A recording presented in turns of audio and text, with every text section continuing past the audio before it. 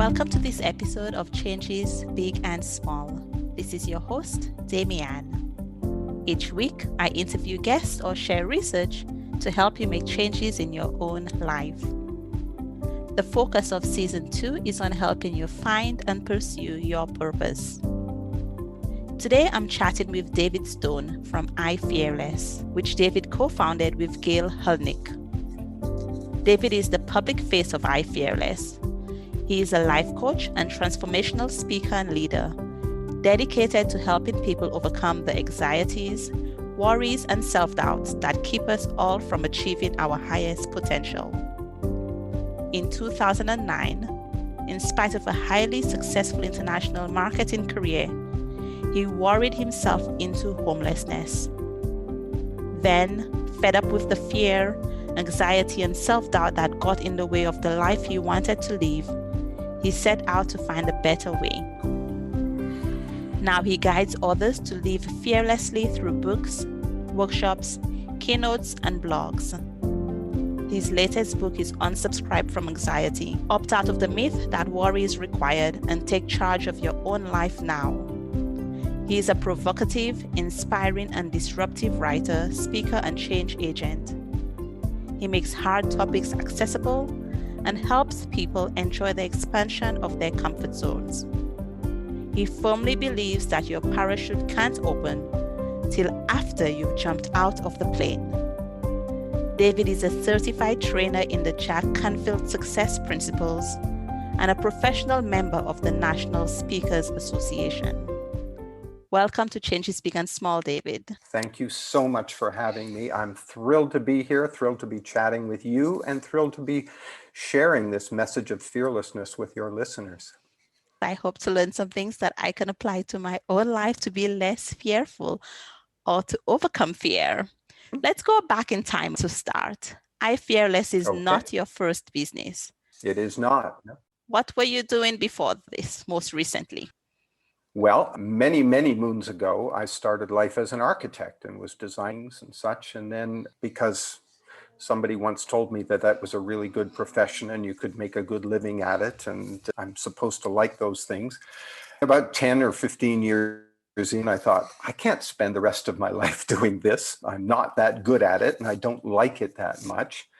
But by that point, I did enjoy the business of it very much. And I found that I had a knack for marketing. And so I spent about 30 years as an international marketing consultant focusing on architects and some construction companies. So that sort of design profession, and did very well at it, built up a great reputation, really enjoyed myself. I did that up until I was into my early 60s. And then I started to think again. And I went through a transformation. I'm 66 now, so 11 years when I was 55. As you mentioned in the intro, found myself suddenly and startlingly homeless for about a month.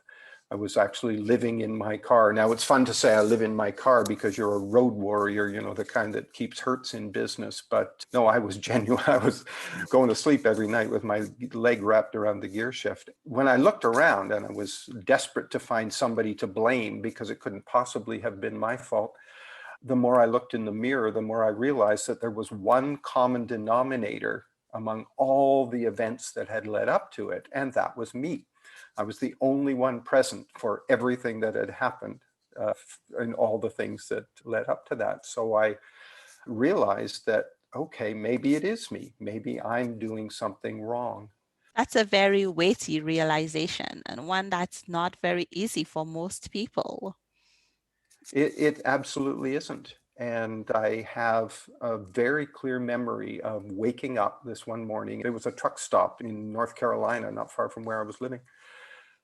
And I remember waking up one morning and the sun was coming up through the pine trees and it suddenly hit me. And so I sort of said out loud to anybody that might have been listening, all right, whatever I'm doing is not working. I'm wide open to hearing, I didn't give up because I knew that I had the ability in me to do it.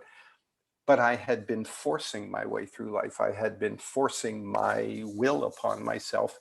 And much of what I had been doing was based on fear. So many of the decisions that we all make are fear-based. And it's things like a career choice. How many of us have made a career choice because, well, I'm going to be an engineer because my dad was an engineer, or my mother's a doctor, so I need to be a doctor, because you can make a good living at that. So let's get a little bit more specific. How did you end up homeless for that month? First of all, my marriage at the time was falling to pieces. And so that part of my life was falling apart. I had also gotten myself deep into debt. And it was debt that came as a result of fear. I had not long before that had a house that got foreclosed on. I found myself very, very deep in debt, despite the fact that I was making a whole bunch of money. Well, that's what I was about to ask, because usually people consider an architect to be a profession where you can make a good living. That's the interesting thing. It doesn't matter how little money you make. You can be making 10 cents a year and be enormously wealthy. And you can be making $10 million a year and be poor. Let me put it this way. Broke is a temporary situation. We've all been broke occasionally. We probably all will be again from time to time. Oops, my credit card got declined, whatever it was. So broke is a temporary situation, but poor is a state of mind. Poor comes from a mentality of lack, and it comes from a mentality that I don't have enough. I'm not enough. I will never have enough. I'm constantly struggling to meet. And it doesn't matter how much you might make or how much somebody might pay you. We find ways to fulfill the image that we have of ourselves. I grew up in a family that technically the ratio of kids to income was very high. And so I grew up listening to my parents sit around the table every month and try to figure out how they were going to pay the bills. And so I grew up with this idea, and I'm not blaming them at all, because I was the one that embraced the ideas, but grew up believing that money is hard to come by, that the only people who are rich are either lucky or crooked, and that I was sort of doomed to be poor. I believe very strongly that the universe or God or whatever you want to call it has this way of sort of nudging you through life. If there are lessons that you're supposed to learn, you get these little nudges along the way, little hints. Most of us, myself included, spend most of our time ignoring those subtle little hints. But eventually, the universe decides, okay, you really need to learn this lesson. And so it smacks you upside the head with a 2x4 and says, look, this is important. For some people, it's a divorce. Some people, it might be a heart attack. There's all kinds of life crises that can come along, and they're all designed to grab our attention and say, hey, you're doing something wrong here. And for me, it was homelessness. And that's what finally got my attention. As I say, I had spent my life, and so many of us spend of our lives waiting for life to begin. I had always had that, okay, as soon as I get this contract, then everything will be great. As soon as that's a very familiar refrain. Isn't it though? Yeah. As soon as I finish this renovation on the house, then everything will be fine and we can start living. And at 55 years of age, I finally realized, hey, it's not starting. It hasn't started yet. So maybe I'm missing something here. And that was this huge wake-up call. So about a year ago, you decided to make, okay, no, this was not the time you were living in your car. How long ago was this? No. That was 2009, so 11 years ago now. August of 2009 is when I spent a month living in my car. And what happened after that, it was very interesting. As I say, I woke up that morning and said, that's it, I'm going to fix this. And I realized that it's entirely up to me. I'm the one that has to take responsibility for this. I can't blame anybody else. And so I was still working serving clients. And so what I would do is I'd get up every day and wash in the bathroom at the truck stop. And then I'd drive to the local library because they had Wi-Fi and I was still trying to serve my clients. I'm working away in the library and I had to go to the bathroom. So I get up to walk to the bathroom and I'm walking through the stacks of books. And this one book had fallen, literally fell off the shelf in front of me and landed on the floor. And I bent down and picked it up, and it was a book by the author Wayne Dyer. I don't know if you're with Wayne Dyer or not. He's passed away a couple of years ago, but he was a motivational speaker, inspirational fellow. I looked at the book and it just hit me. This is the beginning of my answer. And so I started studying everything I could get my hands on to learn about myself, my ego, my mind, how it works, how it serves me, how it doesn't serve me at other times. My personal collection now includes hundreds and hundreds of books that I've read and courses that I've taken, and just learning about how I got to that place and what I could do about it.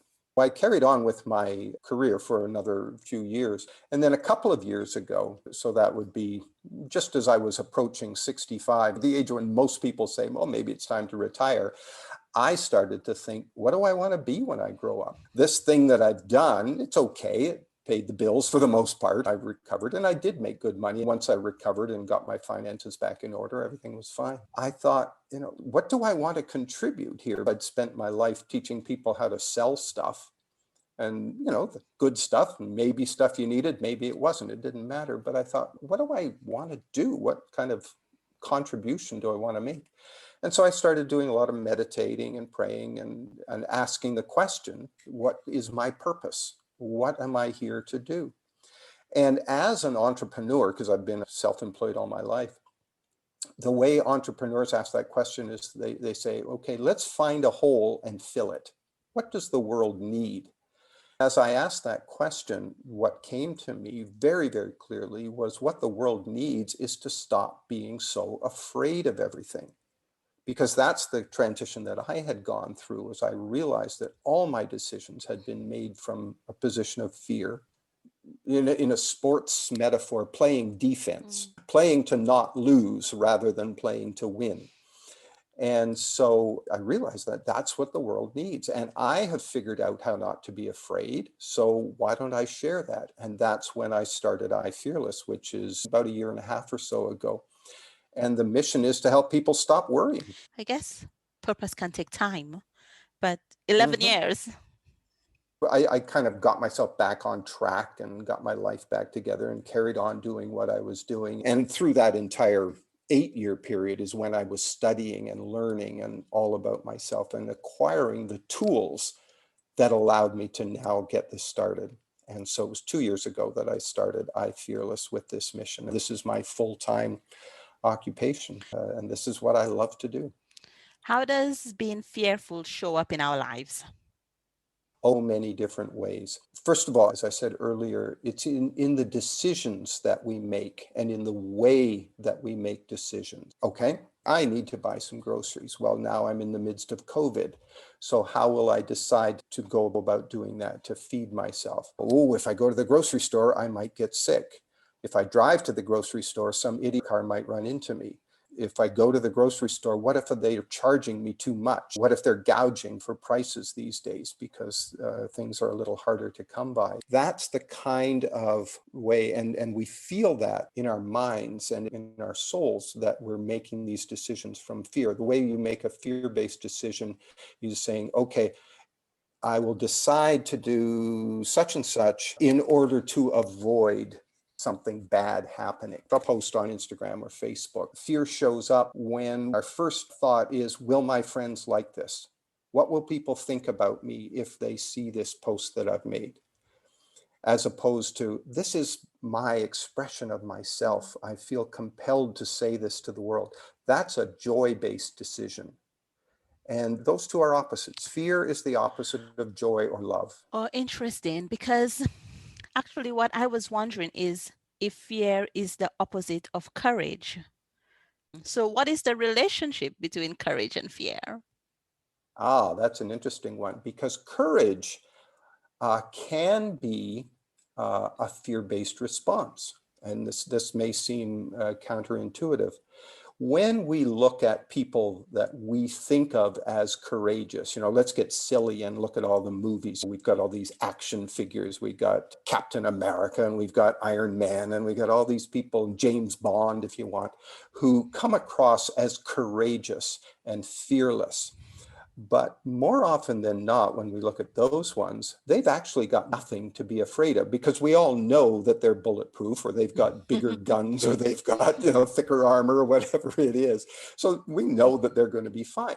The people who are courageous are often simply more aggressive. They're more afraid. And so the way my fear shows up is I'm going to be more aggressive to you.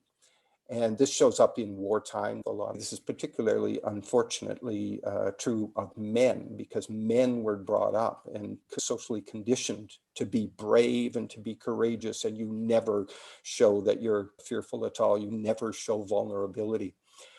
But real fearlessness embraces vulnerability. I don't know what might happen, but whatever it is, I'll be able to handle it.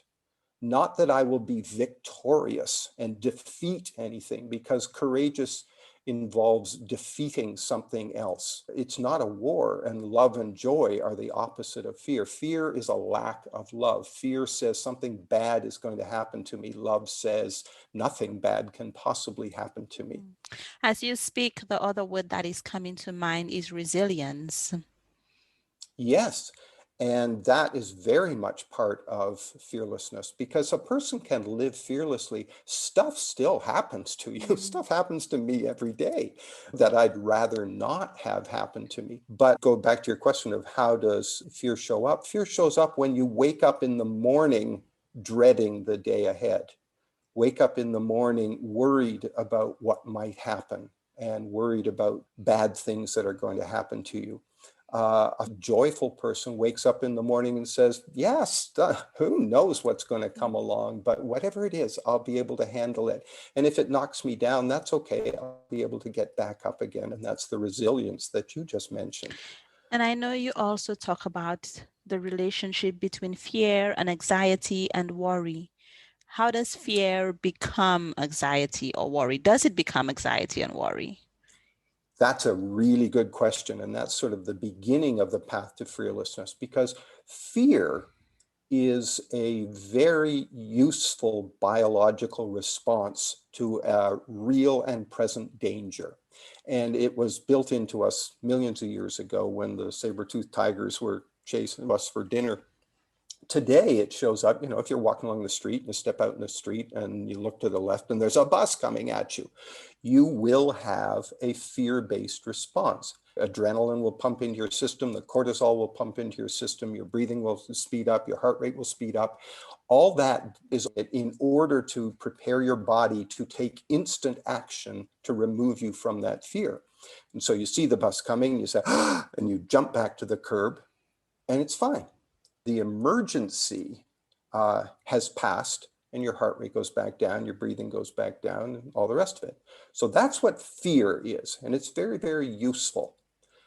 Anxiety, on the other hand, and worry are related to fear, but how they differ is that they are responses to a perceived threat that is either more vague or somewhere off in a distant future, and we're not entirely sure exactly how to respond. Our mind says, oh, there's something to be afraid of, and our body obediently responds to a fear-based situation. The problem happens, though, when that anxiety, that situation, so I'm worrying about my retirement. Will I have enough funds put away for my retirement? Well, that's a vague, far off in the distant kind of future that if we spend a long time thinking about it, if we think about it every day, the cortisol is still pumping into your system, your heart rate is still elevated. And so when we have chronic anxiety, some really bad things start happening. There's some very bad physical outcomes of that because it's designed to be for emergency purposes only. But if the emergency just continues for days or months or even years, then that's not what it was designed for. So anxiety and worry are responses to these more vague and far off in the distance threats. And the way we should deal with that is very, very different. And that's what I try to teach people about how worry and anxiety are not required and they're not useful. It sounds like perhaps one can kind of learn worry or anxiety. Oh, that That's exactly what has happened, because we have all been taught to worry and be anxious. When a child is born, when an infant is born, they are born with two instinctive fears, and only two. One is the fear of loud noises, and the other is the fear of falling. Those are both built into our system. Every single other thing that we find ourselves being afraid of has been learned or conditioned into us. When we're born into a world that has people constantly telling us that we're supposed to be afraid of this or that or the other thing. I mean, right now, here in the US, we're gearing up for this so-called election. Everybody is shouting messages about, if that guy gets elected, boy, oh boy, will you ever have stuff to worry about. And the other guy is also saying, boy, if that guy gets elected, your world's going to be horrible. And so they're all telling us that we should be afraid and we should be worried. Turn on, the 24/7 news coverage, and every single thing is, here's what you need to know right now. Well, for most of them, I don't need to know it, and I certainly don't need to know it right now, but I'm being pumped up and told that I'm supposed to be worried about it. I look around and everybody else is worried, so I guess I'm supposed to be worried too. So why not? We'll just buy into it. But there's 4 problems with worrying and anxiety. Number 1, it feels awful. It's just an awful, awful emotion. It's one of the worst emotions that we experience as humans. Number 2, it never solves the problem, because worry is very different than problem solving. Problem solving is a really useful activity, but it requires a different mental process than worry and anxiety do. Worry and anxiety just go around and around in circles and never make any progress. Problem solving tries a solution, we get some results, we evaluate, we modify, we try something else, and we make progress. Worry and anxiety never solve anything, because next week we're still worrying about the same thing. Number 3 is it literally makes us sick. And if you can worry long enough, you can either become homeless or have a heart attack or die eventually. The list of things that happens to your body when you do this chronically is really nasty and long. But number 4, the thing that bothers me the most. More than death. Yeah, it blocks our human potential, because we set up barriers to ourselves before we even start. We convince ourselves that we're not capable. We convince ourselves that we're not good enough. In my situation, oh no, money's too hard to come by. You can't do that. So bingo, I've blocked myself from financial security and financial abundance. It's all going on in my own head. It also blocks us. You want to be a singer. Somebody wants to be a singer, and some nasty teacher said, oh no, why don't you just hum along? And so now I'm afraid to open my voice in front of people because of what people might think. And so we never even give it a try. And the things that we might dream about, we stop before we've even started, because we're afraid of failing, we're afraid of looking like a goof, we're afraid of taking risks. That's why I like to say your parachute can't open until after you've jumped out of the plane. It's necessary to take a risk. So taking those risks, does that mean that you have no fear, or is it a matter of working with your fear, overcoming your fear? How do you think about that? Well, again, let's distinguish between fear and anxiety, all right? Yeah. Because if I'm going to take a risk, maybe I'll do free solo climbing up the face of the Burj Dubai. Well, I don't have those skills, and the likelihood of me dying from that is 100%. So it's really useful to be afraid of that. But as I think about things that I might want to try, and this is what entrepreneurs do all the time and adventurers do, they evaluate the risks and they say, all right, what are the risks that are involved here? How might I reduce those risks? How might I manage those risks? What are the odds? What's the expected reward, and how do you quantify that? Precisely. And that's how I move ahead. The old story, if you don't want to take any risks, don't get out of bed in the morning, and then nothing can get you. So it sounds like you actually need to engage with your fears. It's not a matter of pretending they don't exist, or thinking, oh, well, if I am fearful, I can't do this, or I have to do this if I'm fearful. But it's rather taking a more measured, deliberate approach to your fear. The classic example is you've got a parent who, for whatever reason, maybe they had a bad experience as a child, are afraid of dogs. They just have this fear of dogs. Well, they're going to build that into their children and pass that along with their body language, the things that they choose to say. Yes, people have had bad experience with a dog, but for the most part, dogs are really nice and all they want to do is lick you. And so there's an irrational fear. Fear of flying, for example. Yes, there are risks involved, but they're minuscule, but yet people have these fears. And so we can use our tremendous power of our minds to work our way through it. And the first thing to do is to recognize that our anxiety and our worry are mental choices that we've made. I have chosen to be afraid of this thing. And we've made that choice so often that it's simply become an unconscious habit. I can imagine some people being a little bit annoyed or upset listening to us saying, Listening to this, oh yeah. really, you think I'm choosing to be anxious? You think I'm choosing to be fearful? Help us work through thinking about that. Sure, absolutely. Think about a person who's an alcoholic, for example. Now that started as a choice. They weren't born an alcoholic, barring fetal alcohol syndrome or something like that. That started as a choice. Every time they took a drink, it was a choice. That choice eventually became a habit. And that habit became an addiction. And that addiction then becomes enormously difficult to remove or replace. Every habit that we have starts with a choice. Trust me, I was also skeptical when I first encountered this. Surely it's somebody else's fault. I didn't make this choice. Here's the flip side of that, and here's where it gets useful.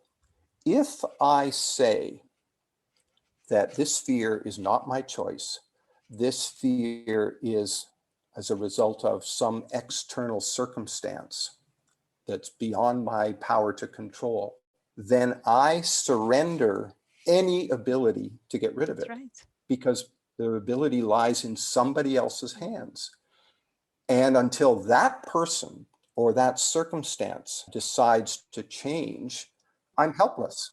But the minute I say, no, I'm in charge of this, I'm going to decide that it's my choice, and then I get to do something about it, I start to have the power. And then I can start to say, all right, it's a whole lot easier to blame somebody else. It's a whole lot more convenient, but it leaves me stuck where I am. As soon as I make the difficult decision to say, all right, I'm going to take 100% responsibility for my fears, for my mental choices that I make, etc., then I'm in a position to change that. So that's a journey, I think. Getting there can be Oh, a yes. journey for Oh, yes. people. What's the Yes, it first is. step that somebody can do if they suffer from anxiety? The first step is to decide that you want to do something about it. There are a lot of people that I encounter who kind of identify with their anxiety and their worry.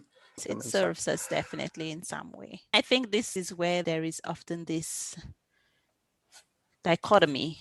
It could be serving us in some way in terms of making us feel good that we're showing our caring, but Yes. that's also a story that we tell ourselves, right? We are convinced we are getting some value from it, although it might not be ultimately helpful to us. Anybody that has and maintains any kind of a habit does it because they believe that it serves them in some way. Take somebody who smokes, for example. Why do you do it? Well, now because it's an addiction and I can't stop. Well, why did you start? It relaxes me. I like it. I spend time with my friends. Makes me look cool. Yeah, all those good reasons. Now, if you look at the flip side and say, how is it not serving you? And then you weigh, these are the ways it's serving me. These are the ways it's hurting me. Which would I prefer? Then you can make that decision. And it's the same with worry and anxiety. Yes, there are ways that people say, no, this is why I want to hang on to it. Well, good. That's all right then. I mentioned those 4 reasons that I prefer not to have it in my life, the 4 disadvantages. In my mind, they simply outweigh any advantages. So that's the first step. Decide that you want to.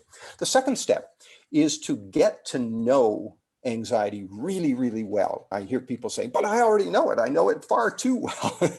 But no, I mean, study it in a very objective, scientific way. In my book and in my workshops, I say, let's be scientists in a laboratory. We're wearing our white lab coats and we've got this blob of anxiety sitting on our lab bench, and we're going to take it apart and dissect it and see what it's made of. And what we learned then is this whole thing that you have been taught and trained and reinforced on a daily, if not hourly basis, that this is a normal behavior. Everybody else does it, so therefore it's normal and there's nothing you can do about it. It's just part of being human. And in this little study phase, we learned that no, it's not necessarily natural. It's normal in that so many people do it.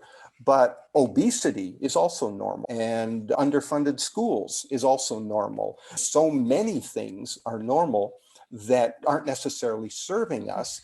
And lots of folks are saying, no, I'd rather not have this in my life.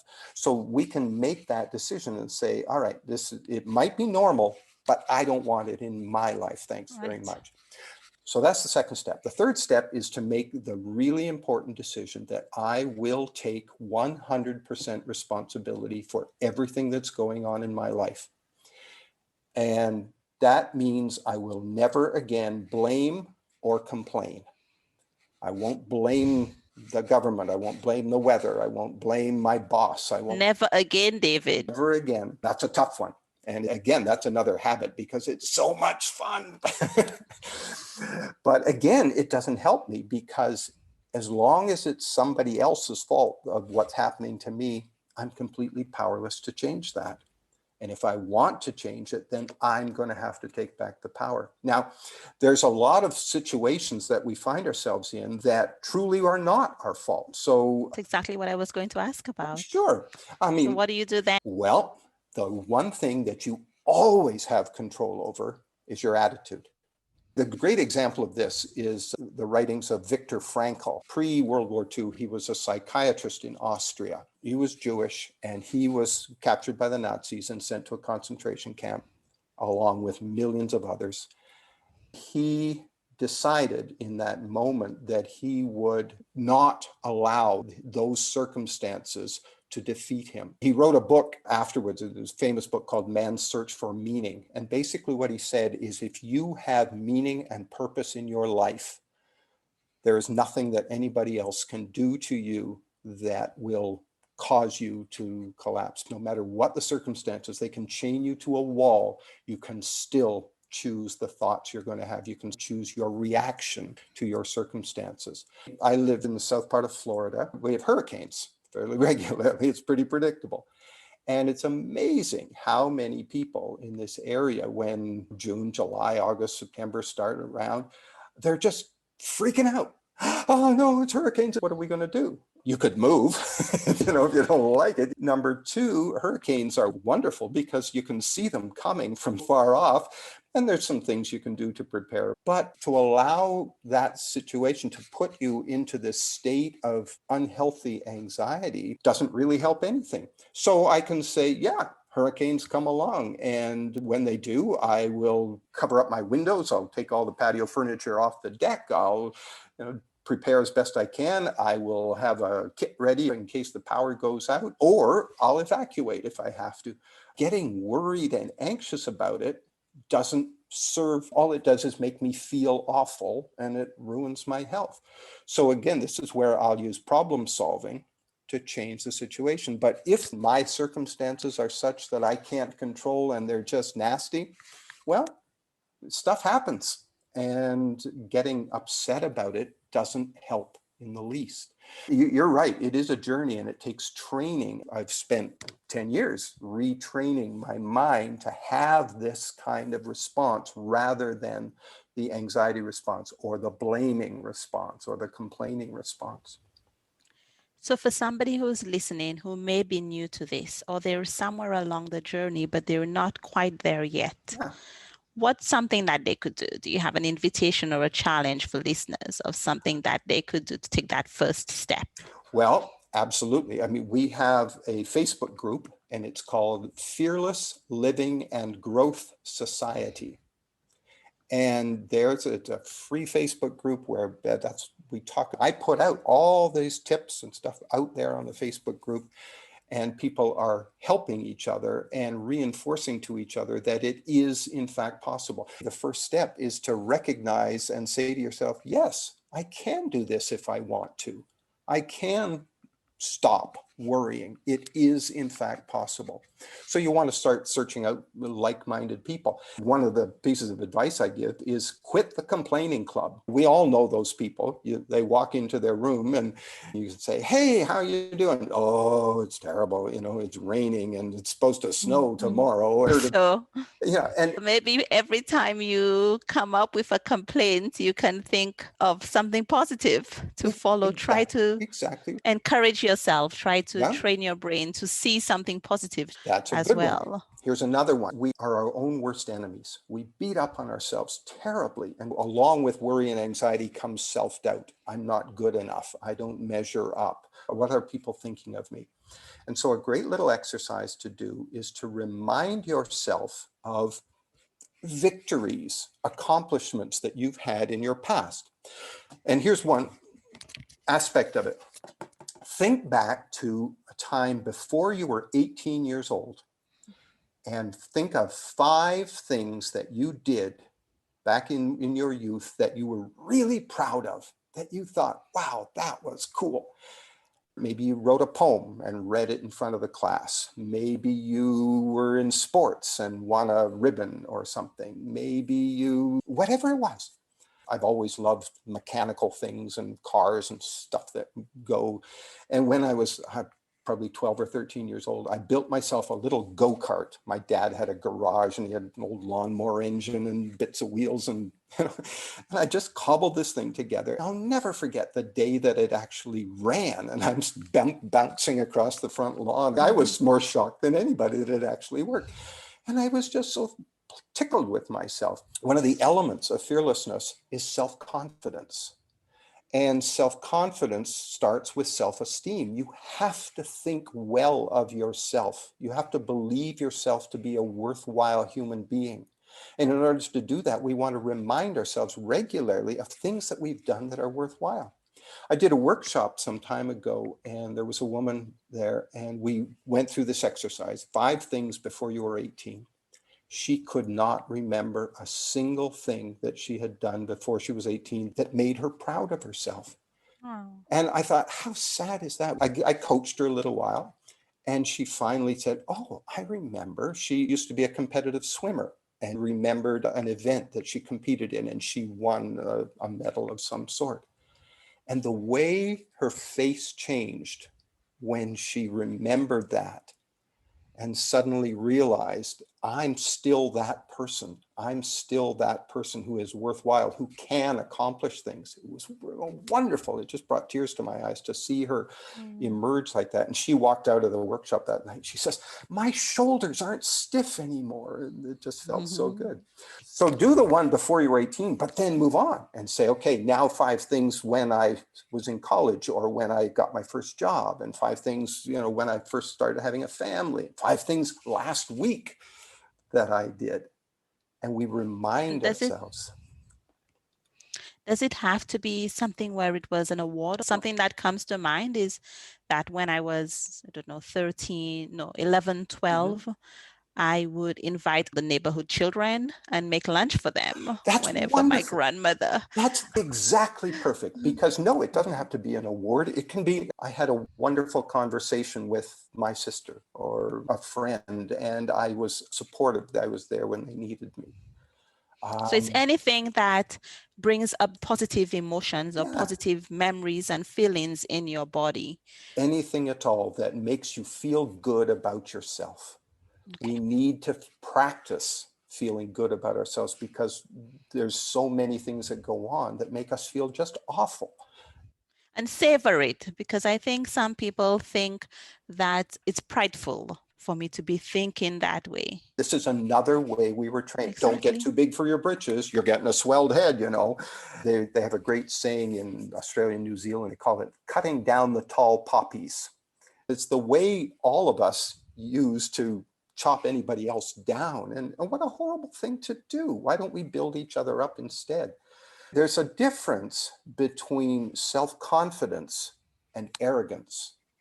There's a line between those two things, and self-confidence is wonderful and necessary. Arrogance we don't need, and that's destructive because it says I'm better than you are. No, I'm not better than you are, but I'm perfectly fine, just like you are. I like that.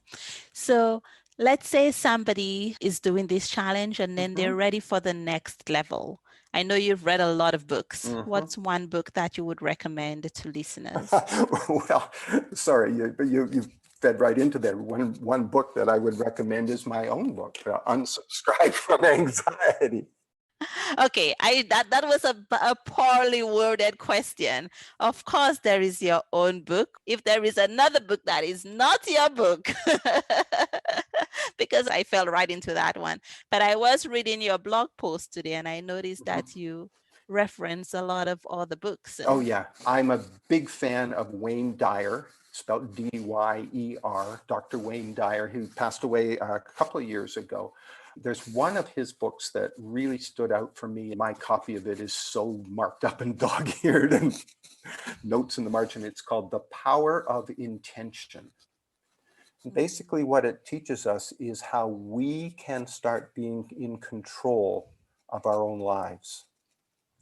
Another book I would highly recommend to people is by one of my teachers, Jack Canfield, and it's called The Success Principles. That would be an excellent, excellent book that I would recommend to anybody. One of its foundational principles is this idea of taking 100% responsibility for whatever happens in your own life. He also talks about surrendering your membership to the Complainers Club.